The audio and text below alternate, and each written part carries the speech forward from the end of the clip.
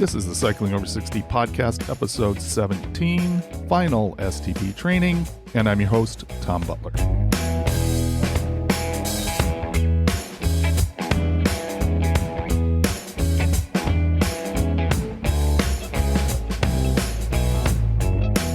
The training is over, and I step on the pedals tomorrow for the first of two 100-mile days of the Cascade Bicycle Club Seattle to Portland ride. I will pack up and drive to Seattle to spend the night tonight right next to the start at University of Washington. I feel like I've prepared about as well as I could have. Last podcast, I mentioned feeling really weak doing the hill climb training that I do, but last weekend I was so pleased to have the opposite experience. After letting my legs rest a few days, I felt extremely strong climbing the hill. It was the best I have ever felt. I'm going into tomorrow well rested, so I feel I'm good to go from that perspective. I still am somewhat worried about my left knee.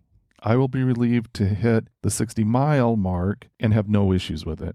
I believe I have a good plan about how to use the official rest stops of the STP, and I think my hydration plan and food planning are both good. There is a bit of a mental element to the ride. If you would have said a year ago I would be doing the STP, I would have said no way. I felt like my body wouldn't have been able to handle it. So I have learned so much about what I can do physically at 60 years old. Plus, I've met so many inspiring people who have demonstrated that we still can be strong at 60 and over. So how does this relate to my mindset for the STP? I am not worried about being physically able to complete the 2 days, but I will have to pace myself. I will have to be satisfied with seeing people going much faster than me. I have planned out my pace, and I will be good as long as I keep that plan.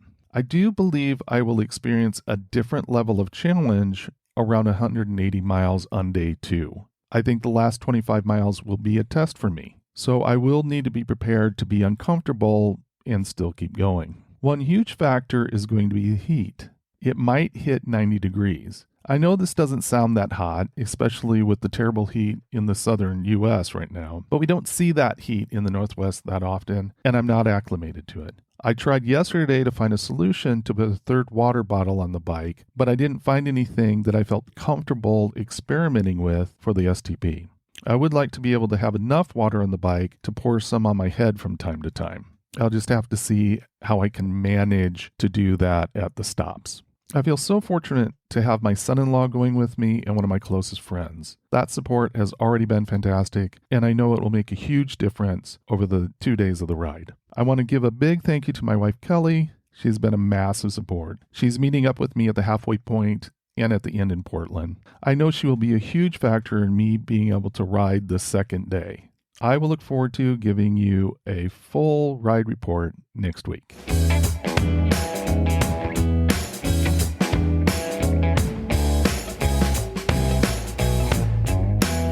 Last Sunday, I had a conversation with Dr. Adrienne McNamara. I always benefit from her expertise and experience. I wanted to talk to her about how to approach this final week of preparation and some specific issues on the 2 STP days. You can listen to my previous questions for Dr. McNamara that really changed my training. Look for the May 5th episode called Maybe Not Zone Training. Here is our discussion this time. I am joined by Dr. Adrienne McNamara, exercise science expert, the official professor for the Cycling Over 60 podcast. So thanks for being here to share your insight again, Professor McNamara. Yeah, thanks for having me, Tom. I am coming up on the last week of training. We start in the end of this week. So I'm going to ask some questions about this whole week. There's a lot of people that won't hear this till a few days before the STP, but I thought it'd be good to go ahead and talk about the whole week prep. And so I wanted to have you on and get some advice from you. All right. I did a hard ride yesterday, and I decided that would be like my last really hard ride. So I have 5 days to go. I'm wanting my legs to be fully healed by Saturday. So I'm wondering if I need to stop training for this whole week. That is a good question. And that is something that people always wrestle with before an event. How much should they do or not do? What's the right way to taper? That's the word, that we use. So it's always this balance. You want to give your body a chance to rest, but you don't want to lose fitness as well. really what the key is, what, the exercise science has shown is a reduction in volume, but a maintenance in your intensity of exercise. So if you just stopped training altogether, you can actually lose some of your fitness in 7 days. Okay. So you don't necessarily want to do that, but yet you don't want to just keep, training as normal throughout the week, because then your legs won't be fresh, right? So what you want to do is dramatically reduce your volume. So only ride, a few miles, each day. But you want to maintain your intensity, because what we've shown is that intensity is the factor that matters the most when it comes to the maintenance of fitness. Okay. So even if you went out for a short ride, but that short ride was at the same intensity as your normal rides, that'll help you keep your fitness. And so that way, by the end of the week, your legs should feel fresh, because your volume has been reduced so much that they have been given time to recover, but you're still giving your cells the signal of strain to where they don't say, well, I don't really need to, maintain all these fitness things anymore. I'm just going to get lazy and slough them off. So they maintain all the gains that you've already made. I don't typically ride every day. And don't start riding every day. Yeah. So maybe keeping an every other day, which I don't know, couple times this week. Yeah. To get out. Okay. I think that would be great if you rode twice a week. Even if you rode twice a week for, I don't know, what would be your normal midweek type of ride? Well, I would typically ride 25 miles. Okay. Most of the time I would go as hard as I can. Now, lately I've been riding up a pretty steep climb, trying to get my legs built up as much as possible. It's not as sustained intensity. Like if I go out for 25 miles, it's more flat, then I'll be riding the whole 24 miles as fast as I can go. But climbing, that's takes a lot out of me. And then I do a little bit of a loop and then come back and climb again. And that's about 22 miles. Yeah. So what I would say you should do is go out and ride like 5 miles at the pace that you would ride the 25 miles. Okay. So it should feel like annoyingly short. Like, yeah. Did I do anything? Yeah, that sounds like it. It's right. Like, well, I just got on the bike and now I'm turning around. What was even the point of this? That's what it should feel like. Okay. Where, that's what I do with my runners when we're tapering, is we go out, it's like, all right, we're going to run like one loop around the track. All right, practice is done. See you later. Because we want them to maintain their intensity. You want your legs to be like itching to go more. That's what you want to be feeling like. The key is not to then go and use that extra energy you've got pent up in other things. So don't go out and say, I've got this extra energy. Now I'm going to go garden. Now I'm going to go do a pickup basketball game or whatever, and hurt yourself doing something else.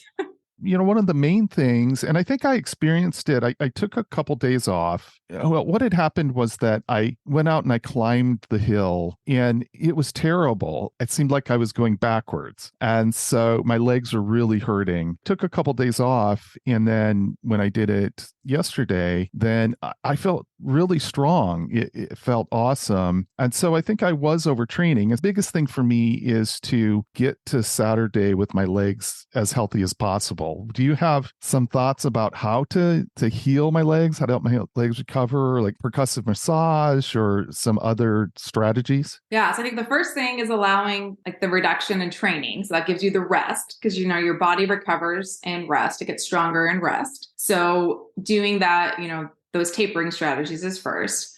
But then things like percussive massage, absolutely. Those are great to do. Other things are good if you have a foam roller. Foam rollers are also really great to work on your legs. So you can foam roll your quads. You can maybe do it in a soundproof room so no one thinks you're being tortured if you haven't done it before. Because if you've not foam rolled before, oftentimes it's accompanied by screaming because you realize how tight you actually are. So you can foam roll your quads, your calves, your hamstrings, all of those things. All of that is really just bringing blood flow to the area to facilitate healing. You could also schedule professional massage if you had time for that. That could also be helpful, or you could save that till after the event. But also things like ice does wonders too. Cold water is helpful. Ice bath. You hear about hot and cold. Do you think that's a positive thing, or? I would just go cold. I can do that. And then how about some diet considerations? Do you have any thoughts on that as far as what helps with healing there. Yeah. I mean, I think the big thing is hydration first. Okay. You're really making sure, especially when it's going to be a hotter week, it's going to be hot during the event because it's going to just get hotter through the week. So really making sure that you're going into the event well hydrated is really going to be important. But then as far as like healing goes, really whatever, what would be healthy any other time is also going to be good now. But really emphasizing things like fruits and vegetables, but anything that's high in antioxidants is really kind of what the key would be. Because, when you're exercising, you're producing what's called free radicals. It's just general like damage that's coming into the body. I'm not going to go into the physiology of how those are produced. So how free radicals are dealt with in the body are through antioxidants. And so antioxidants in foods come from the vitamins A, C, and E, and then the minerals, zinc, copper, manganese, and selenium. And then there's also phytonutrients. Those are chemicals that are in food that also have antioxidant properties. So foods that are really high in antioxidants are things like apples and avocados and berries. Then you've got like things like cocoa and green tea. Those are things that are really high in like phytochemicals. The tannins in coffee have phytochemicals in them. Like grape juice has phytochemicals in them as well. Then you've got things like cruciferous vegetables that are also really high in antioxidants. Mushrooms, nuts. Those are also really good things that you can incorporate into your diet to try to promote the healing processes with that. But always I want to caution people is to not stray too terribly far away from your normal diet in a week prior to an event, especially if you're going to come into things like cruciferous vegetables that can cause a lot of GI upset, because that's a mistake some people make is they say, okay, I've got an event going, I'm going to totally change their diet. And they end up with a whole other host of issues come event day because now their gut's not trained to what they're eating. Right. Now that makes sense. On the topic of eating, I hear a lot about carbo loading. And, that's something I've heard about for years and years. But what does that mean? You've got what people think of carbo loading, and then you've got what carbo loading should be, right? So what people tend to associate with carbo loading are big spaghetti feeds before an event where people come together and they eat like as much pasta as possible, or they're like rolling themselves out, or the week before they're just, cramming down the bread and the sweets and everything possible. Oh, I'm carbo loading. It's like an excuse to just eat whatever they want throughout the whole week. I like that. Right. Although then they come to race day and they don't generally feel all that great from that. Even oftentimes like the big spaghetti feed the day before, sometimes that doesn't even feel the greatest. That's not actually what true carbo loading is intended to be. Really what carbo loading is a changing of the proportion of your diet that comes from carbohydrate. So let's say you start with a diet that is normally say 50% carbohydrate and 30% fat and 20% protein. And your goal coming into an event is to maximize the amount of glycogen that's stored in your muscles and your liver. So glycogen is the glucose. It basically is our storage form of glucose. So it's what's readily available to then use as fuel as we're exercising. And so when our muscles begin to run out of glycogen, that's when we can hit, let's say, the proverbial wall. That's usually what causes the wall, like in a marathon or long endurance events, is when we don't have that glycogen availability, when we've depleted our stores. And so with endurance exercise, we want to make sure that we are keeping or starting with our glycogen stores as full as we can get them. And then as we're exercising, that's the purpose of why we eat carbohydrates while we exercise, so that we can use that carbohydrate from our bloodstream so we can try to maintain some of the glycogen that's in our muscles. But anyway, so let's say we start out with a proportion of our diet that's 50% carbs and 30% fat and 20% protein. And that's your standard diet. So the right way to carbo load would be then to try to build, say over the week, to where your proportions of your diet is closer to then 70% carbohydrate and maybe 15% protein and 15% fat. But the key is that you're not necessarily increasing your calories. And that's the mistake that a lot of people make, is they look at carbo loading as eating more food as we just talked about, you're going to be exercising less. So you don't want to eat more, because oftentimes what happens is that people then carb load, and then they end up actually gaining weight during their taper. And then they come into an event and they feel sluggish and kind of gross because now they've actually put on more weight. And so you don't want that. You just want to be eating more carbohydrate than you normally would so that you can increase your storage forms of glycogen. So if you think of your plate, if you're eating like a pie, let's say if you were to eat pasta, normally let's say that would cover half of your plate. And then you have, a slice of it would be a protein source, and another slice of it would be something like vegetables, and there's fat intermixed in that. So let's say when you're carbohydrate loading, maybe 70% of that plate would then be the pasta source. And then a smaller percentage of it would be the protein and whatnot. That's kind of the way you can think of carb loading. But you want to make sure that you are choosing nutritious carbohydrate sources. So you're not using it as a way to, just eat treats throughout the week, but that you're eating things that are like whole grains, your pastas are fine. Even some white pastas are fine. You're still getting nutrients because they're fortified. That's why the recommendations are to have half of your grains whole. So processed carbohydrates aren't, the enemy, but rices, fruits, dairy, etc. All those are good sources of carbohydrate to be adding into your diet or increasing into your diet throughout the week. Basically, just don't fill up on processed sugar and avoid overeating. A lot of my protein comes from legumes. Yeah. That's a fairly high fiber source and carbohydrate source for protein. Again, I really get the concept of not changing my diet a lot. I think that makes a lot of sense. But any thoughts about fiber? So what I would not do is try to necessarily massively increase your fiber in a week before, because, there's only so many porta potties on the route. Right. That is a mistake that some people do. Like, oh, I'm going to eat all of these grains or all these vegetables. And then they're stopping constantly. That's not what you want. I wouldn't make a conscious effort to increase your fiber throughout the week. And fiber is actually a non-digestible form of carbohydrate. So we're actually not storing the carbohydrate we're getting from fiber. So that's where you've got things that are a little bit more of the simple fibers, the simple carbohydrates that can be more beneficial for carb loading. So the fruits, the regular grains, etc. This isn't a race. There's plenty of places to stop, a lot of different choices as far as what to eat along the way. One of the factors is that we're leaving pretty early in the morning. So we're not like eating and having hours for things to be processed before we take off. I'm wondering if you have some thoughts about what to do for breakfast. My biggest advice is to eat what you would normally eat for a training ride. Okay. So I guess it kind of depends on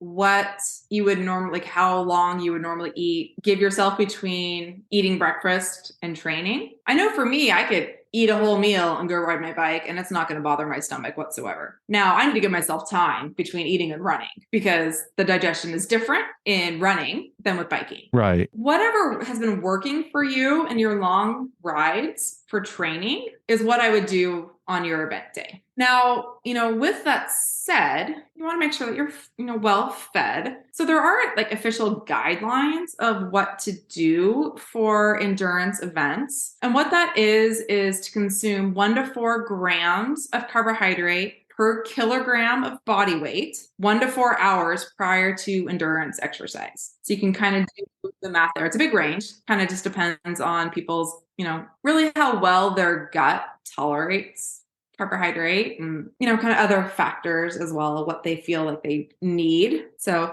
weight in kilograms is your weight in pounds divided by 2.2. So you can just even divide your weight by 2 and kind of use that. And you can go in the divide your weight by 2, multiply it by 2, or even if you go in the mid range, just your weight, and that's how many grams of carbohydrate you might need beforehand. So that could be a kind of quick and dirty way to get that mid range there. Gotcha. That's easy. I like it. So we're going to have a major stop at 50 miles. Mm-hmm. I'm going to make a guess at what you're going to say here based on what you said, which is that don't deviate a lot from what you would normally do. When you stop for lunch, don't be experimenting with a lot of different foods. Does that sound right? Yeah. I mean, that's really kind of what I think is best. Now, I do think that having a kind of like an actual meal in the middle of the day, though, when you're doing the STP is very beneficial. So I don't know Okay. if you're doing your long training rides, if you ever go and like stop and eat in the middle of the day, like an actual meal. I do that. And a lot of times what we do is we ride 50 miles to my house and then eat and then ride another 50 miles. But that's a long stop. I don't plan on stopping that long for lunch. But at the same time, there will be a variety of things. Yes. So it's going to kind of depend on, what is there. But I do suggest that at that stop to try to eat something substantial, something that does also have protein, but also really something that has salt. Making sure that you are staying up on your electrolytes is going to be really important, that you're not relying on just water throughout the day, but particularly at those meals, salty things are what's going to taste good. Okay. I remember, so when I did the STP years ago, and I was a 17-year-old kid who knew nothing at that point, and I was trying to do the whole thing on like power bars and all sorts of, non-food. And I was like so washed out and exhausted. And I don't know what mile it was. It was past the 50-mile mark, but I was like so tired. And at some point there was some little stand and I got a burger and it was like manna from heaven. At some point, it was so amazing because it was like fatty and proteiny and salty, and it gave me the energy to get through the rest of that day. So giving yourself, a little bit of listening to your body, like whatever you're craving kind of at that point, say, if you get there and you say, wow, that looks so good, eat that. So Washington Potatoes is a sponsor of the STP, and I'm hoping that they have like French fries. Seriously. Like freshly cut French fries if anybody from Washington Potatoes is listening, freshly cut French fries would be amazing. No, that would taste great on something like that. It seems like it takes me a while to warm up my legs. And we've got 100 miles. I don't want to be cold and pushing it, but I don't really know if there's a way to know about how much warm up to do. So it's just really about listening to your body. It's like our bodies are smart. I don't think we give them enough credit for the advice that they want to give us all the time. I would aim for just, you don't need, I think, to do a separate warm up. Just, go start out just at a slower pace, aim for, okay, I'm going to go slower for say 10 minutes. That's a good kind of maybe a litmus. That's a general amount of warm up. We usually say, for adults over 60. But then if you feel like, okay, I'm still feeling a little sluggish, need more time, take more time. Awesome. So that's, a mile or so for me, the first maybe mile or a couple miles. So exactly. That seems really doable. Yeah. And then at about 40 miles, probably be somewhere 3 hours or something like that. We're going to hit the Puyallup Hill, and I'm not going to have an easy time getting up the hill. I'm probably even going to step off because I just don't know how much to leave for the rest of the day. So I'm wondering if there is, again, some way of judging that, or if that's like pretty hard because you got to just really look at your training and everything and learn from that what to do. Yeah, I mean, it's very individual. There's a certain point where you kind of have to just trust your training, So if you've been practicing hills and you've been doing hills and you've been doing them during longer rides, and if they haven't been destroying the rest of your ride, I don't think the hill in Puyallup is going to destroy you for the rest of your ride. Now, do you want to sprint up the hill? No. Yeah, the answer to that is no. Right, exactly. So, if you're going up it and if you have to granny gear up it, that's fine. Do what you do. You need to get up it. But if you feel like, hey, I'm going to go faster if I get off my bike and walk up this hill, get off your bike and walk up the hill. Those are those types of things when it comes to events. It's all trial and error. You just never know until you do it. I would say just go out kind of in moderation, see how it feels. And those are just going to be learning experiences. You might look back and say, okay, I probably could have pushed a lot harder. Or you might say, I pushed too hard and I wish I didn't go very far. But it's really hard to know ahead of time. That's kind of just the nature of it. I'm probably going to err on the side of doing less than overdoing it. But the second half of the ride is easier than the first half. So we'll see how that goes. But there is a stop, I think about 3 miles before the Puyallup Hill. And so I'm wondering, again, this is another thing that's really individual, but I'm wondering if there's some thoughts. It seems like, I'm really warmed up by that point. Seems like there'd be a possibility of stopping too long. I don't want to stop very long. I really hear what you're saying about making sure you're hydrated, which it's going to be right now. The forecast is for it to be pretty hot. So I'm just wondering if you have some thoughts about like ramping up the intensity for the Puyallup Hill and what to do at the stop before that. If it were me, and as long as I had enough water on me, as long as I didn't have to like use the bathroom or anything, I would skip the stop. Okay. Because it takes a while. Every time you stop, it takes a couple miles to get back into your groove again. So if it's 3 miles before the hill, it'll take like another 3 miles or so to warm back up and to get cycling again. So again, this goes back to my question about what you do in training, right? So every time I do a long event, there's always, stops every 15, 20 miles. But when I'm going out and I'm doing a 50 plus mile ride, I'm never going to stop every 10 miles. I'm going to ride the whole 50 miles and I'm never going to stop, usually during the ride. And so every time I get into these rides and I'm stopping at all these rest stops, I actually usually feel worse than if I just keep going. It can be really easy to fall into the pattern of feeling like, okay, I need to stop at each stop because everyone else is stopping at each stop. And they have these fries at each stop. And they have this bagel at each stop. And then you're squandering time at each stop. And then you eat things that maybe you don't even need to eat at that stop. But then every time you get back on the bike, your legs feel dead. And the longer you go through the day, every time you stop, the harder it gets to go versus just maintaining the momentum. So I would be thoughtful about which of the stops you actually stop at, about which ones you actually need. But I would say if there's one 3 miles before the hill, unless you need that stop, maybe don't take that stop. If you stop at like the 20 and if there's one at mile 50, maybe just span that. Because I think you're going to want the momentum going into the hill more than the break before. I think that makes sense. I definitely am going to be stopping and stretching. I was having some bursitis in my knee, and then I started stretching. And then when I did my last 100 miles, I didn't have any problem at all with the bursitis. And so I don't know exactly what it was. I'm taking for granted it's the stretching. So I will stop at 20 miles, and make sure and stretch out really well. And I think that sounds right. It sounds right to me to go ahead and hit that hill when I'm kind of in a rhythm, I'm kind of warmed up. That does feel kind of right to me. And we will be stopping at 50 miles, so somewhere like 7 miles after the top of the hill or something like that. Yeah, that's what I think would be better. I like it. Yeah. And as far as like other food goes, are you carrying food with you? I'll probably carry a snack bar or something. Yeah. So the problem is I don't know exactly what is going to be at the stops, and I don't want things that are high in sugar. I don't mind some sugar when I'm exercising like that, but I don't want something really high in sugar. But I'm planning on, a banana, or I'm hoping there'll be some oatmeal bars or something. That's what I train with, is oatmeal bars or My oat bars. suggestion is to carry with you what you normally train with. Okay. Because you don't know what they're going to have at the stops. Yeah. And the timing of the stops might not be what is your ideal timing for your refueling. Yeah. As well.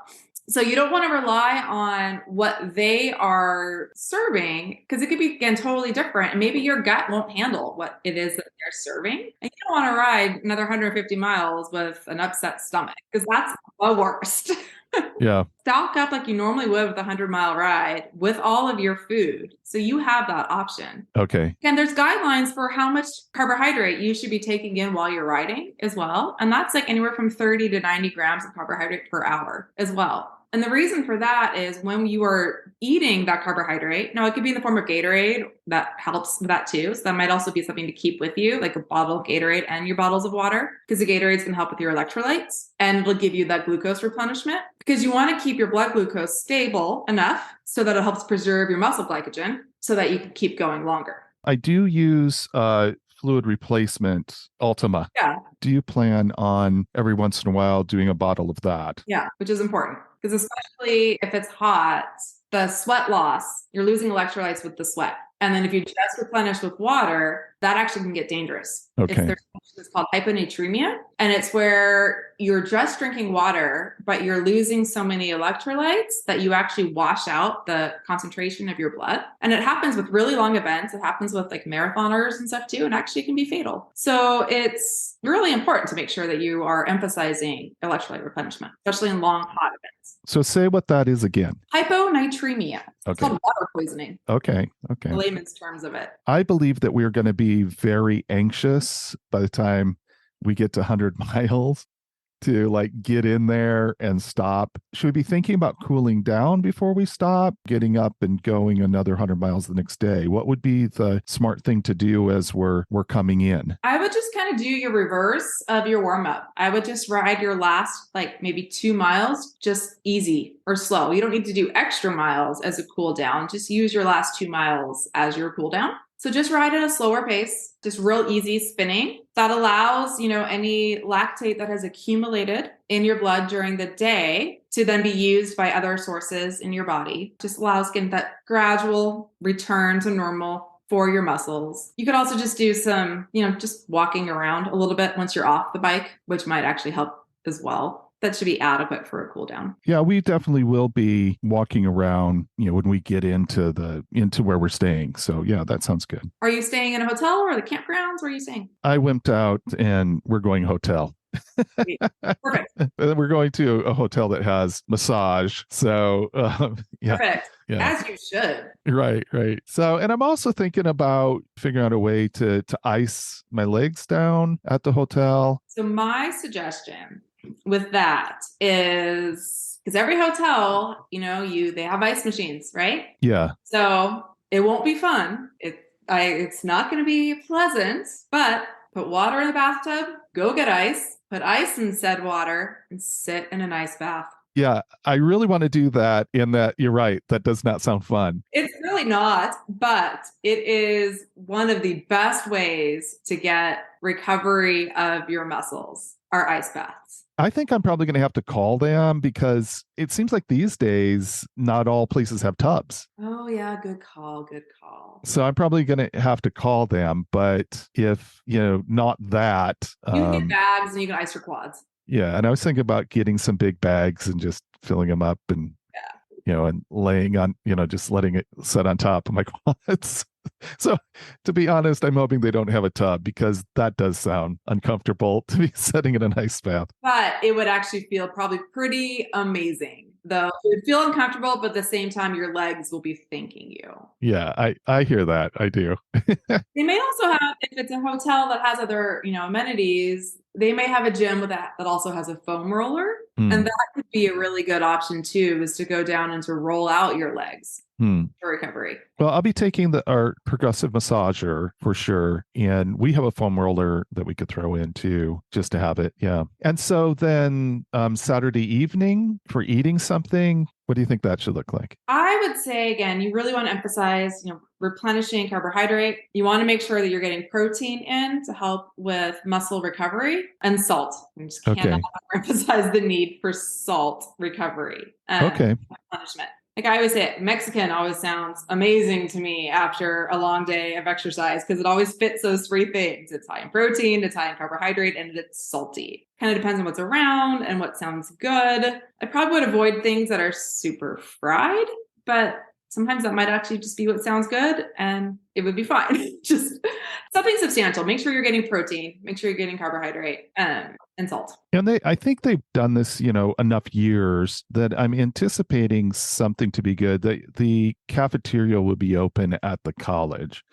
Yeah. And they have said that they have gluten-free options. And, so I'm thinking vegetarian options are pretty easy at the college, which is important to me. I think if you eat meat, then it's not going to be a problem at all. But that would be the only consideration for me. Which is also nice if there's a Mexican around because then you can get the beans. Yeah. And so I'm going to bet rice and beans is going to be an option there. Yeah. High carb. You've got protein. Eat some chips with it. You got some salt. Yeah, awesome. And then we're going to be stiff and sore, or I think I will be very sore and stiff on Sunday morning. Any thoughts on getting back ready to ride again? Well, again, you could try the foam roller in the morning as well. That could be helpful. But honestly, I think it's just mostly mental, is Okay. just knowing that your legs are going to feel like sludge when you get back on the bike, and they're going to loosen up eventually. But just, if you anticipate and embrace the fact that it's going to suck, and you know that, then it's kind of okay.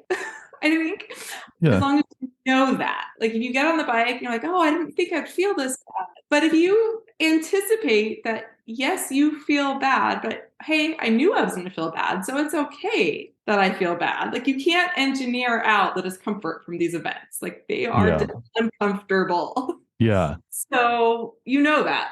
It's where, it's getting in your head and mind over matter, saying, okay, this is how I know I was going to feel, and we're just going to get through it. So we're having like a mantra can be really helpful that maybe can be like repeated in time to your cadence to kind of get you through something. That's awesome. I like that. We're going to hit a hill at about 10 miles in on Sunday, the second day. And that's, I think, the biggest obstacle on Sunday. So that mantra will be good to get up over that hill. And then it'll be, I know where I am. I know what the day is going to be like at that point. Yeah, for sure. And you always have adrenaline that picks up too. Event days are always different than training days as well. Right. It doesn't hurt as much as you anticipate because of the event and, people around and all the other endorphins that are going around that block the pain. I think that's going to be one of the hardest things for me is that both on Sunday morning and on Saturday morning, I'm going to want to, like I said, do a couple miles of warm up, and I'm going to get past a lot. And to not just like go,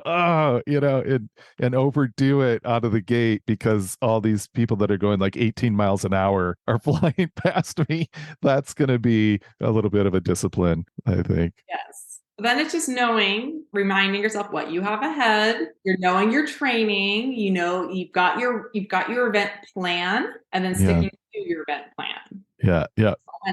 I like it. Guess the final question is, how about, some thoughts on healing the day after the STP, or how much time, do you think healing would take? Is it important to get back on the bike?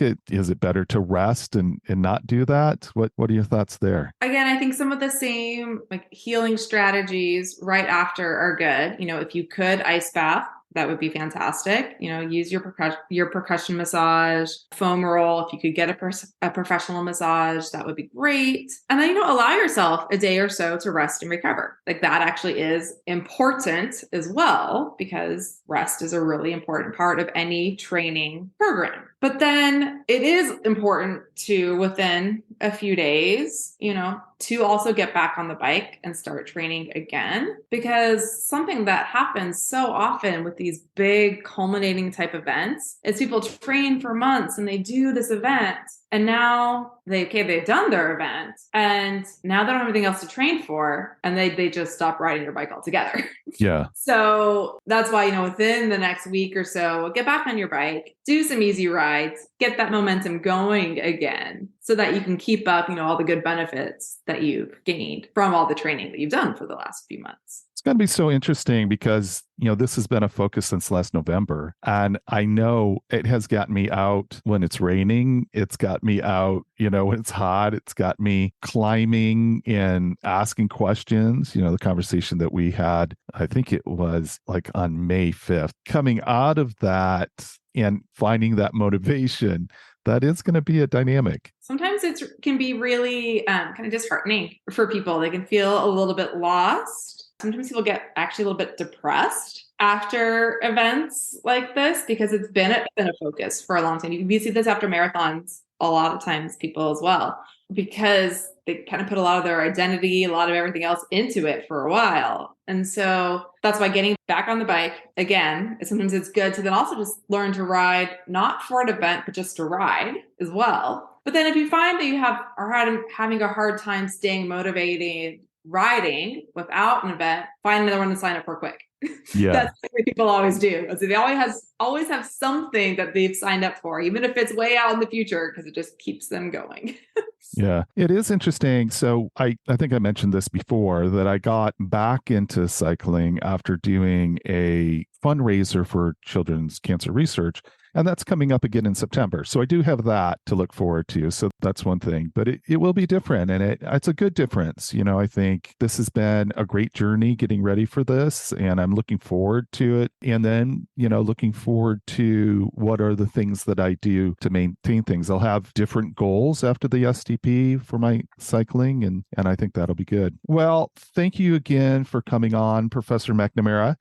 I think one of the biggest things that I'm hearing from you is to kind of get to know your body. Absolutely. Get to know the responses that you have. And so I'm just encouraging everybody to do that, just to really kind of recognize and take note of what your limitations are, what you find best to eat before rides, how you best warm up and cool down and all those things and recover. So to get information too, but to really understand what's good for you. Yeah, because everyone's body reacts a little bit different. There's guidelines, and of course everyone, there's science behind it all, but there's nuance. And so, I encourage people to keep records, keep notebooks. It's like a little experiment. So you have a great ride, think back, what did you do for that ride? Make notes to it and see if you can replicate it. Nice. If that's what works, that's what you should do, and try not to deviate too much for it. If you have a really horrible ride, think back, what did you do for that horrible ride? And then don't do that again.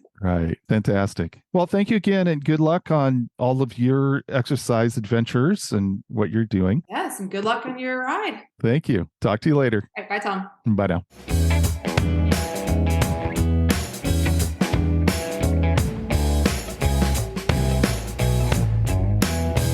Dr. McNamara is consistent with the message to listen to your body and to trust your training. I've never thought of keeping a journal about my training rides, but I think I will start. I like the idea of treating this fitness journey as a scientific study. These next 2 days will be part of that study. I will learn a lot about what I am capable of. The first day won't be anything new, but the second day will be, especially later on in the day. As always, I would love to hear about the challenges you are taking on this summer. You can find the show Instagram link and my email in the show notes. Please drop me a note. I hope the summer heat isn't interfering with any of your cycling. Good luck with all your adventures on the bike. And remember, age is just a gear change.